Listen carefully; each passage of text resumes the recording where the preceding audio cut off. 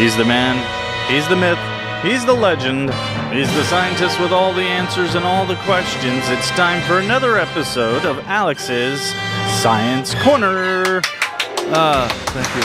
No, please, thank you. Thank you. Enough, thank you.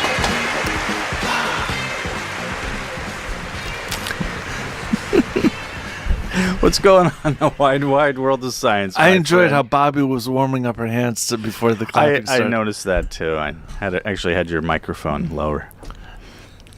Go ahead. So anyway, story number 1 is about the African killifish, and it's also known as the annual killifish. And this particular fish, it lives in the African savanna. The savanna does not get a lot of rainfall. When it gets rainfall, it gets a lot of rainfall. Water fills in these depressions.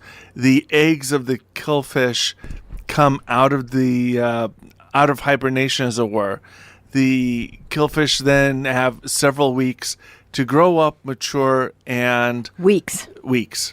Okay, and in the laboratory, the researchers found that the killifish tend to reach maturity in about 10 to 12 weeks.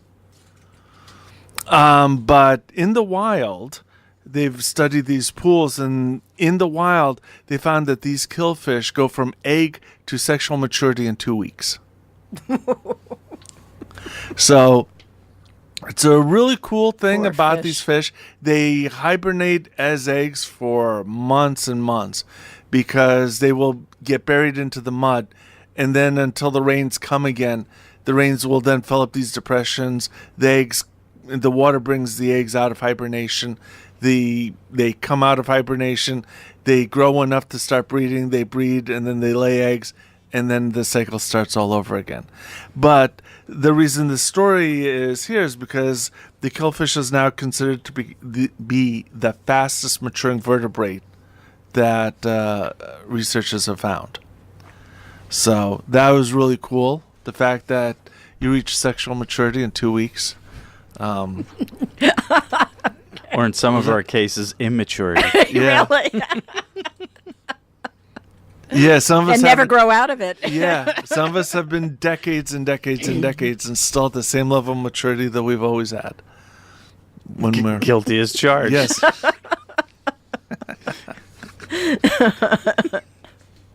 And some of us just kind of bleep right through it.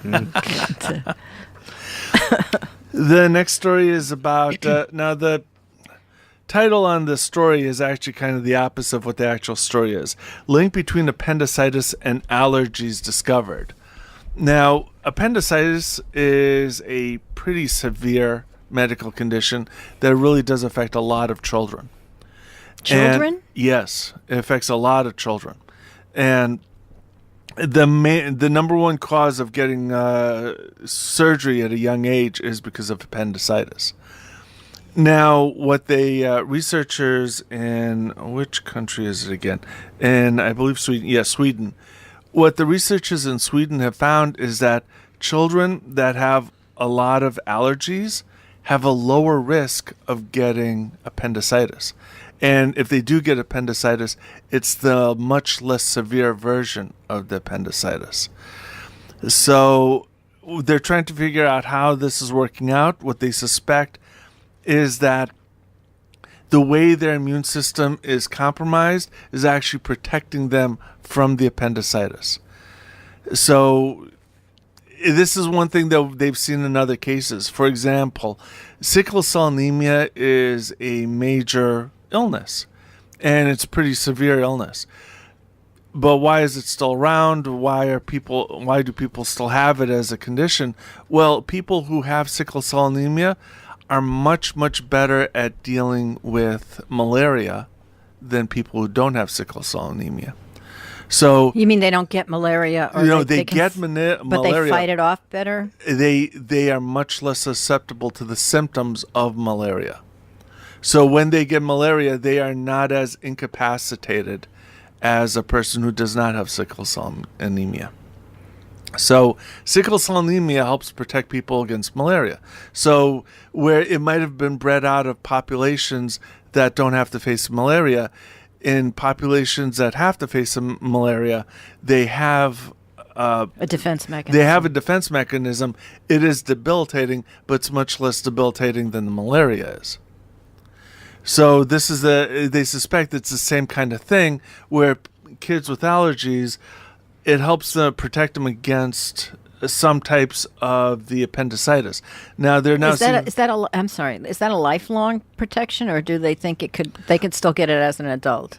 Right now they only did the research on children. So they'd have to follow the kids for another 10, decades. 15 years. Yeah, several decades until like about the 40s actually. But Okay. all the research they did was on children. So they're checking children out who had it. So they're finding that the children who have a lot of allergies or have allergies are not affected or less affected from appendicitis than the children who don't have allergies. The children who don't have allergies suffer much worse cases of appendicitis.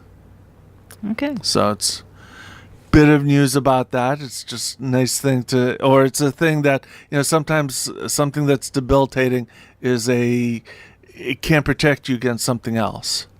So. Okay. Anything to add? Final comments, questions? Bobby? No? All right. If you'd like to talk to Alex right now about any of these stories or anything else science-related, feel free to call him right now at 203 837 99 24.